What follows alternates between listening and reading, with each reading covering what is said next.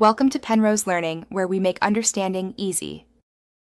You begin with the right paper and the first precise folds. Choose a standard A4 or similar weight paper. Heavier feels more stable. Fold the long edge to find the center line and crease sharply so later folds align. Next, fold both top corners into the center line to form a pointed nose. Press firmly along the crease so the dart's nose stays rigid. These initial actions set the plane's balance and aerodynamics, so take your time and make clean, symmetrical folds now. Once the nose and center are defined, fold the sheet in half so the nose remains pointed and the edges meet precisely. You want perfectly aligned halves.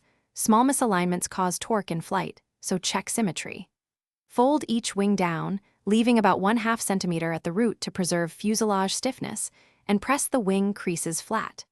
If the plane needs stability, add tiny upward elevators or winglets at the trailing edges. Those small tweaks control lift and prevent nosedives during the mid-flight phase.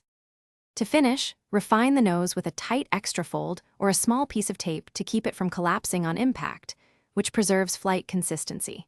Trim any uneven wingtips or add tiny inner folds to shift weight for longer glides versus faster darts. Hold the plane near the fuselage, aim slightly upward at about a 5 to 10 degrees angle, and use a smooth, moderate throw.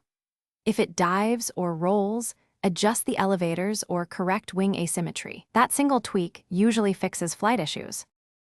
Thanks for watching. If this was helpful, leave a like and consider subscribing. See you next time.